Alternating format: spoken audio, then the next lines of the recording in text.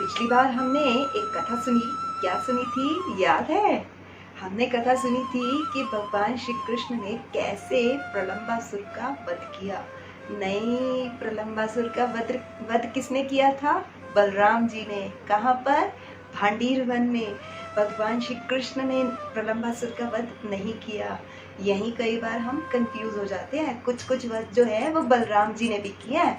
तो ऐसे ही क्या हुआ कि जब बलराम जी और कृष्ण भगवान इन सब लीलाओं में व्यस्त थे, तो क्या हुआ कि ये तो सारी लीलाएं कर रहे हैं और वहाँ क्या हुआ, गैया बछड़े और भेड़ बकरियां जितने भी थे वो सभी के सभी कहीं और चले गए।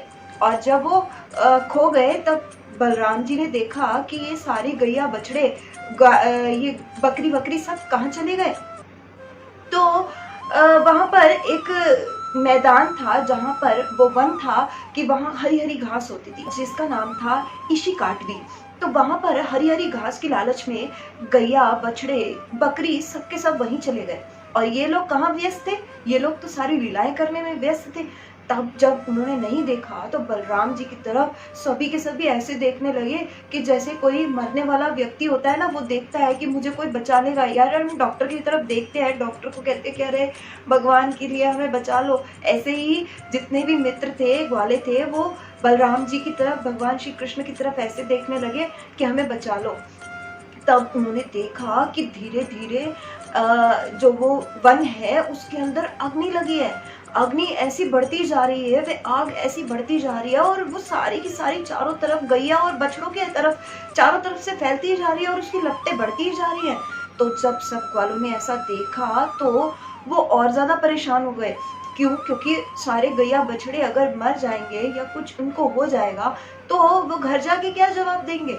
इसलिए उन्होंने क्या किया कि बलराम जी को और कृष्ण जी को उन्होंने प्रणाम किया और बोला कि आप तो दोनों बहुत बलवान हो, आप कैसे भी करके हमारी गैया और बछड़ों को बचाओ, आप हमारी रक्षा करो, वरना तो हम भी मारे जाएंगे। क्योंकि ये अग्नि तो इस तरह बढ़ती जा रही है जैसे कि कोई बाढ़ आती है, वैसे ही ये अग्नि हमारी ओर बढ़ती जा रही है।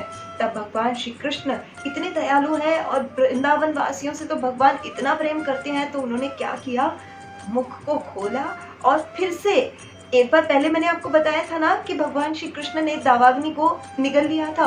एक बार फिर से यही भगवान श्री कृष्ण ने वृंदावन वासियों के लिए दोबारा से किया। अब गैया बछड़ों को बचाने के लिए क्या किया उन्होंने, पूरी जो दावाग्नि वहां फैली थी वो उसको भगवान श्री कृष्ण निगल गए। और वृंदावन वासी यानी वो ग्वाले उस चीज को देखकर बहुत ही प्रसन्न हुए कि वाह कृष्ण, वाह कितने अच्छे हो तुमने हमें बचा लिया, तुमने हमारे बछड़ों को बचा लिया, तुमने हमारे गैया को बचा लिया, आप तो हमारे प्राण आधार हो, आप तो हमें हमेशा बचाने वाले हो। तो सभी के सभी कृष्ण की जय जयकार करते हुए उन्हें शोल्डर पे बिठाकर, जब भी कोई कृष्ण कोई अच्छा कार्य करते थे तो उनके जो मित्र थे उन्हें अपने कंधों पर बिठाते और उनकी जय जयकार करते हुए वृंदावन के अंदर, पूरे वृंदावन के अंदर घूमते और उनकी जय जयकार करते। और तो और कि स्वर्ग से देवता लोग भी पुष्पों की वर्षा करते।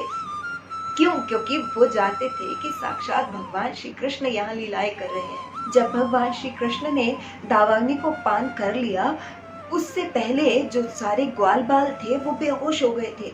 और जैसे ही भगवान श्री कृष्ण ने वो दावाग्नि को निगल लिया, उसके बाद जब ग्वालों को होश आया तब उन्होंने देखा कि हम भांडीर वन में हैं। और ये सोचने लगे हम तो इष्टिवा की गांव में थे, हम यहाँ कैसे पहुंच गए। परंतु फिर वो सोचने लगे कि चलो अच्छा हुआ हम बच तो गए, कम से कम कृष्ण ने हमें बचा लिया। फिर मन ही मन सोचने लगे कि यह कृष्ण जो है ये कोई साधारण बालक नहीं है, ये अवश्य कोई देवता है। फिर से माया का पर्दा डला और फिर वो ये सोचने लगे अरे नहीं नहीं, ये तो हमारा मित्र है, ये थोड़ा सा एक्स्ट्रॉर्डनरी है बट ये है तो हमारा मित्र ही। तो इसी तरह से वृंदावन के अंदर भगवान श्री कृष्ण लीलाएं करते हुए पूरे वृंदावन को आनंद प्रदान करते रहे। तो आज के लिए इतना ही, अगली कथा के लिए फिर से वेट करो। हरे कृष्णा हरे कृष्णा।